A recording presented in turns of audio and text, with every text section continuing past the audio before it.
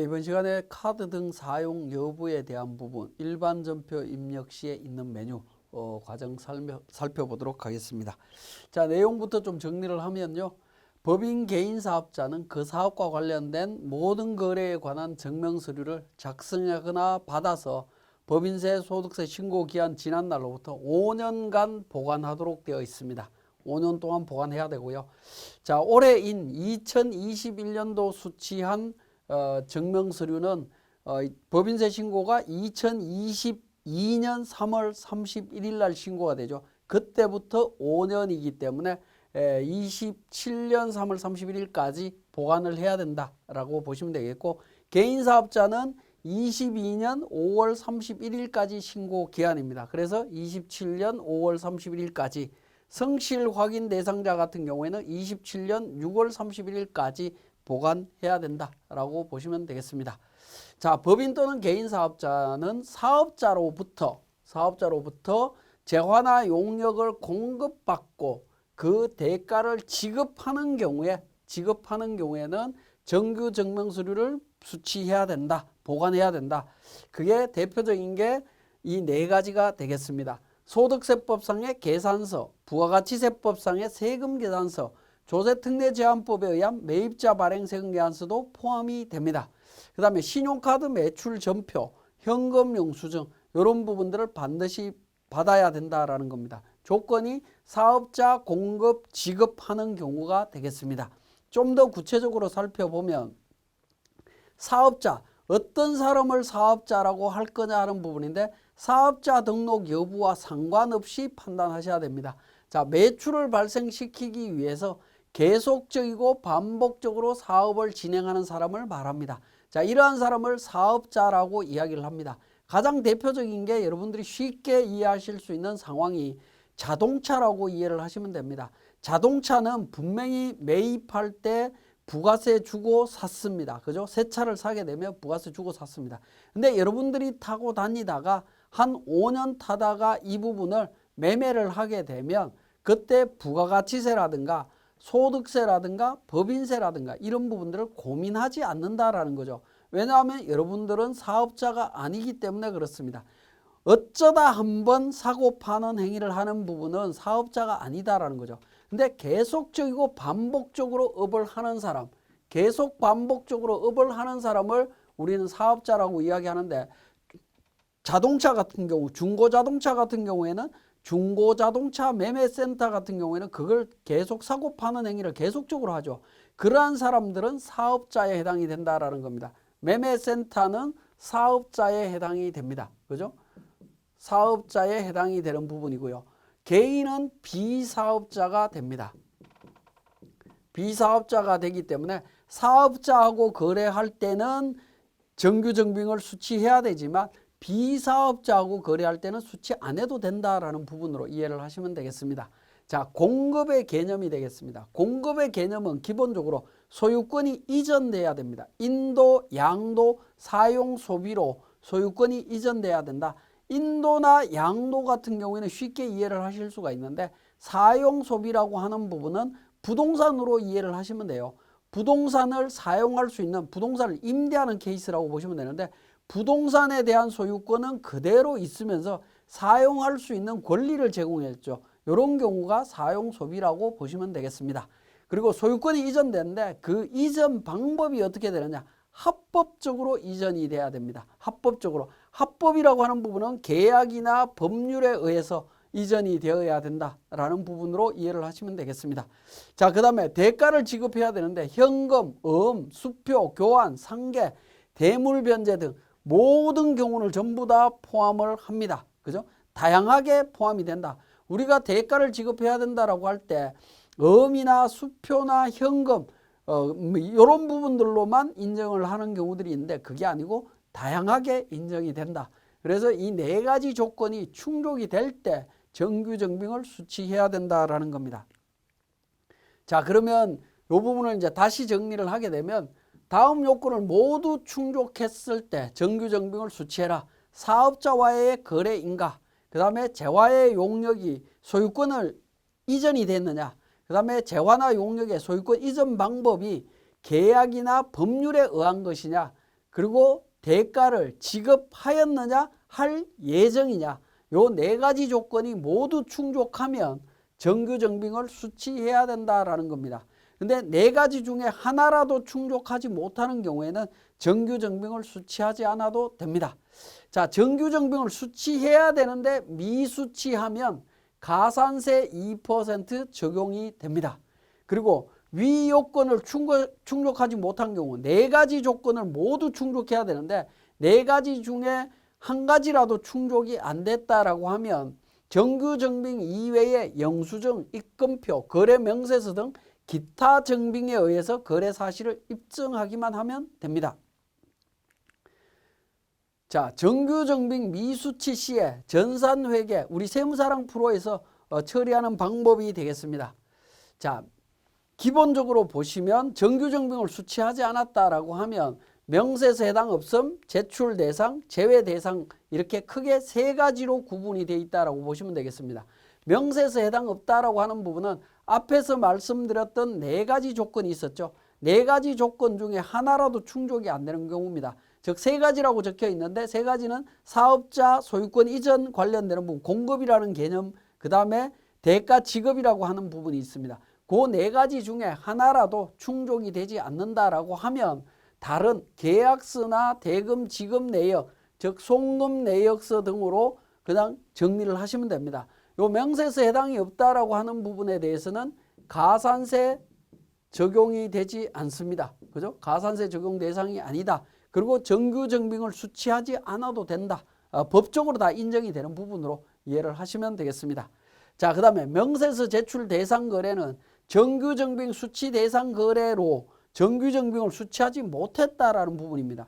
정규정빙 세금 계약서를 받거나 신용카드로 거래를 했었어야 되는데 그렇지 않았다라는 부분이죠. 그런 경우에는 가산세가 적용이 됩니다. 2% 가산세가 적용이 된다라는 거 기억을 하셔야 되겠고, 명세서 제출 제외 대상 내역입니다. 이 부분은 정규정빙 수취 대상에서 예외를 인정하는 부분입니다. 우리 세법에서 요러요러한 케이스에 대해서는 예외로 인정해 주겠다. 대표적인 부분이 차입금 이자라든가 뭐 이런 부분은 보험료 관련되는 부분, 그 다음에 각종 세금 내는 부분, 뭐 이런 부분들은 명세서 제출 제외 대상 내용으로 구분을 하고 있습니다.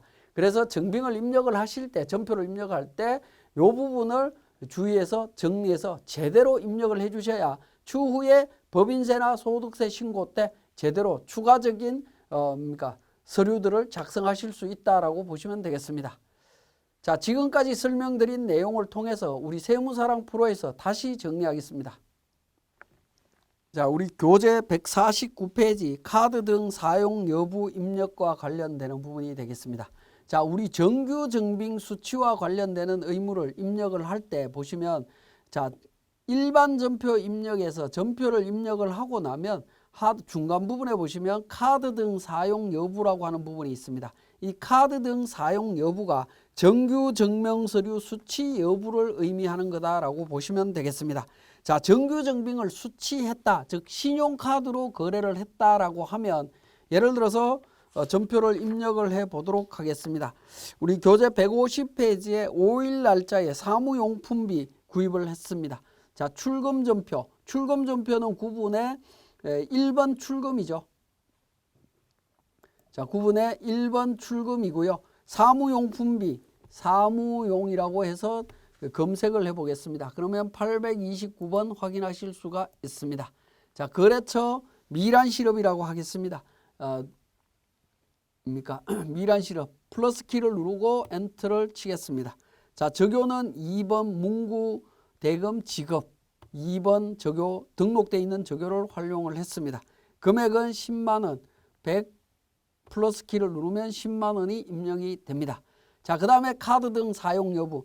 카드 등 사용 여부의 하단에 보시면 신용카드나 현금 영수증 이런 부분들이 나오죠. 이 내용을 선택을 하시면 됩니다. 현금 영수증을 받았다면 2번으로 정리를 하게 되면 그것으로서 정리가 끝났다라고 보시면 되겠습니다. 만약에 카드를 받았다, 신용카드를 받았다면 신용카드로 결제했다면 신용카드 거래처를 등록해 달라고 되어 있습니다. 자, 저는 현금 영수증을 받은 걸로 처리하겠습니다. 현금 영수증 처리한 걸로. 정규증빙을 받았다면 이렇게 정리를 하시면 됩니다. 자, 일반 전표 입력 쪽에서는 카드 등 사용 여부로만 결정을 하고 있습니다. 아까 앞에서 살펴봤던 정규증빙과 관련되는 부분은 세금 계산서, 계산서 부분이 있었습니다만은 신용카드와 현금 영수증만 여기에서는 정리를 하고 있죠. 그 이유는 세금 계산서나 계산서는 부가가치세 신고와 관련되는 부분이기 때문에 매입 매출 전표에 입력할 내용이지 일반 전표에는 입력할 내용이 아니기 때문에 그 내용은 제외되어 있다라고 보시면 되겠습니다. 자, 정규증빙을 수취하지 못한 경우에 어떻게 할 거냐 하는 부분이 되겠습니다. 자, 예를 들어서 151페이지에 자동차를 구입했다라고 보겠습니다. 출금전표로 차량을 구입했습니다. 차량을 구입을 하게 되면 208번 차량 운반구가 나옵니다. 자, 선택을 했고요. 거래처는 홍길동입니다. 홍길동 개인한테서 구입을 했습니다. 자, 개인 홍길동 거래처가 등록이 안 되어 있죠. 등록이 안 되어 있는 경우에는 등록이라는 버튼을 통하거나 수정이라는 버튼을 통해서 등록을 하시면 되겠고, 자, 홍길동이 주민등록번호가 있다면 주민등록번호 등록하시면 됩니다. 711111 12345678 뭐 이렇게 등록을 했습니다. 등록을 했고요. 대표자 홍길동. 자, 개인한테서, 사업자가 아닌 개인한테서 중고 차량을 구입했다. 저교를 중고 차량이라고 등록을 하겠습니다. 자, 금액은 예를 들어서 500만 원이다 라고 하면 우리 앞에서 배웠던 환경등록에서 고정자산 간편 등록 기능이 사용이 된다라고 하면 바로 그러니까 고정자산 등록 창이 뜹니다. 자, 여기에서 차량 번호 1234 가 2345 차량 번호 등록했습니다. 이렇게 등록을 하게 되면 상단에 고정자산이라고 해서 고정 등록이 있습니다. 자, 그 다음에 카드 등 사용 여부는 어떻게 되죠? 신용카드 사용 안 했고 현금 영수증 사용 안 했습니다. 자, 그런 경우에 옆으로 커스를 이동시키신 다음에 화살표를 눌러보면 명세서 해당 없음, 명세서 제출 대상, 명세서 제출 제외 대상 내역 1, 2, 3번 있죠. 이 부분은 좀 전에 설명을 드렸습니다. 자, 개인으로부터 차량을 구입을 했다라고 하면 비사업자와의 거래입니다. 비사업자와의 거래일 때는 제가 조건 말씀드렸죠. 사업자와의 거래, 공급 개념 충족해야 되고 대가 지급해야 된다라는 겁니다. 근데 비사업자하고 거래를 했기 때문에 그러니까 네 가지 조건 충족이 안 되어 있습니다. 그런 경우에는 1번 명세서 해당 없음으로 정리를 하시면 되겠습니다. 자, 2번 보시겠습니다. 151번에 1페이지에 다시 출금전표로 복리후생비, 자, 복리로 해서 계정 과목을 조회를 합니다. 자, 811번 복리후생비고요. 김밥천국이라고 되어 있습니다. 자, 김밥천국, 복리후생비의 김밥천국이 거래처 코드 등록이 필요하다면 등록을 하시고요. 필요 없다면 김밥천국이라고 그냥 등록하시면 됩니다. 거래처만 입력만 하시면 됩니다. 그리고 적요는 직원 간식대 입력을 했습니다. 금액은 얼마입니까? 100만 원 나갔습니다. 자, 100만 원. 자, 카드 등 사용 여부, 카드, 현금, 영수증 사용 안 했습니다. 그리고 간식대 관련해서는 사업자와의 거래이고요. 그죠? 사업자와의 거래이고 그 다음에 관련되는 부분이 사업자와의 거래이고 재화나 용역을 공급받았고 그 다음에 대가를 지급했습니다. 그런 경우에 정규증빙을 수취 안 했기 때문에 2번 명세서 제출 제외 대상으로 하시면 되겠습니다. 자, 명세서 제출 대상 거래를 선택하게 되면 영수증 수취, 사업용 계좌 등 등록하라라고 하는 팝업창이 나타납니다. 자, 여기에 거래 일자는 자동으로 반영이 되어 있을 거고요. 공급자 코드가 나오는데 공급자 코드는 등록하실 필요가 없습니다. 추가로 등록하실 때는 등록 안 하셔도 됩니다. 상호는 거래처에 등록된 상호 그대로 나옵니다. 사업자 등록번호 11402592269 등록을 했습니다. 주민등록 필요 없고요. 대표자 김똘똘. 그 다음에 사업장 주소 있으면 등록하시고요. 은행 코드 있으면 등록하시면 됩니다. 자, 김밥천국 같은 경우에 현금 주고 왔으면 은행 계좌 없죠. 그런 경우에는 요 정도만 사업자 등록번호만 등록하시면 되겠습니다. 자, 이렇게 등록한다라고 보시면 되겠네요. 자, 그 다음에 명세서 제출 대상 내역인 경우가 되겠습니다. 이는 이제 사업자로부터 재화나 용역의 공급이 소득세법이나 법인세법에서 정규 증빙 수치 의무 예외로 인정되는 경우라고 보시면 되겠습니다. 이 경우에는 가산세가 적용되지 않습니다. 자, 출금 전표로 제가 처리하도록 하겠습니다. 차입금 이자입니다. 이자 비용 계정 과목 찾아서 등록을 합니다. 이자로 조회를 하면 951번에 이자 비용이 있습니다. 자, 은행 신한은행이네요. 플러스 키를 누르고 신한이라고 해서 조회를 하시면 신한카드 신한은행 나옵니다. 98,000번 찾았습니다. 자, 그리고 차입금 이자입니다. 적요 보니까 1번 있습니다. 자, 금액은 50만 원이 되겠습니다. 이자 50만 원이 나갔습니다. 자, 카드 사용 여부에서 보시면 자, 카드 사용하지 않았기 때문에 1, 2, 3, 4 중에 하나 선택하셔야 되는데 3번 명세서 제출 제외 대상 내역입니다. 차입금 이자에 대해서는 제외하도록 되어 있습니다. 보시면 금융보험 용역이죠. 그래서 제외 사유가 15번부터 35번까지 다양하게 있습니다. 다양하게 있는데 그 중에 하나 선택하시면 되겠습니다. 해당 사항이 있는 부분 16번 선택하셔서 확인 처리하시면 되겠습니다. 자, 그 다음에 153페이지에 부동산 중개수수료에 대한 부분 나와 있습니다. 자, 중개수수료는 지급수수료죠. 지급수수료, 지급이라는 용어를 통해서 찾아보시면 지급이라고 하는 부분으로는 계정 과목이 없네요. 수수료 비용입니다. 제가 착각했는데요. 수수료 비용이니까 수수료로 찾게 되면 831번 수수료 비용이 있습니다. 자, 수수료 비용이 있고요. 거래처 중개사입니다. 공인중개사에서 내용이 나오는데 플러스 키로 중개사를 찾으면 중개로 찾으면 196번에 공인중개사 나옵니다.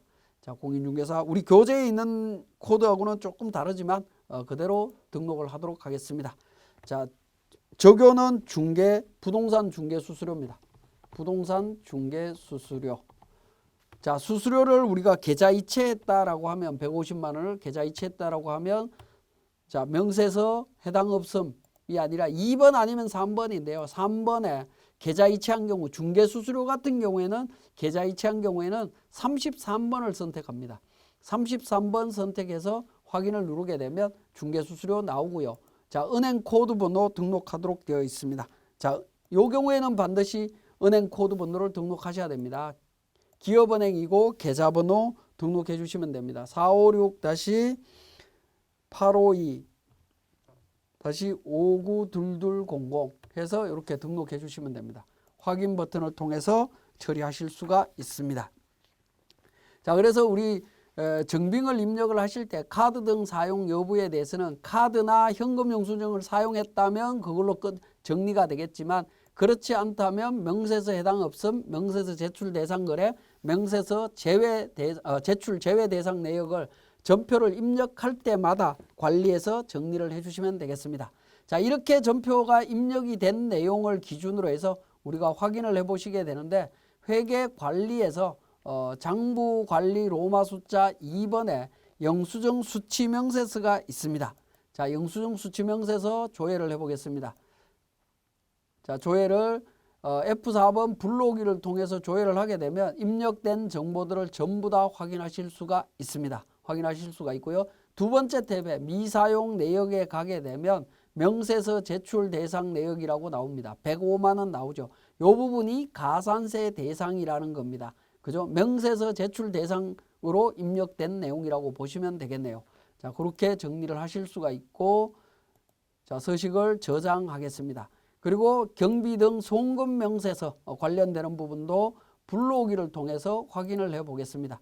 자, 방금 입력했던 중개수수료 관련되는 부분 계좌번호까지 확인이 되고 있죠. 이 경비 등 송금 명세서를 제출하면 가산세 적용 대상이 아니다라고 보시면 되겠습니다. 자, 이렇게 작성한 서식들이 우리 법인조정으로 가시게 되면 법인조정의 세액계산 및 신고서에 가산세 계산서가 있습니다. 가산세 계산서의 미제출 가산세 쪽에 클릭을 하신 다음에 F12 불러오기를 눌러주게 되면 105만 원에 대해서 2% 2만 1,000원 가산세 적용되는 것을 확인하실 수가 있습니다. 그러니까 일반 전표에 입력되었던 내용이 우리 세무조정과 연계되거나 부가가치세 신고와 연계되는 내용들이 있다라는 사실 기억하시고 그것과 관련되는 부분들은 정확하게 처리하셔야 된다라는 거 말씀드립니다. 자, 지금까지 우리 경비 등 사용 여부에 대한 그러니까 카드 사용 여부에 대한 부분 정리했습니다.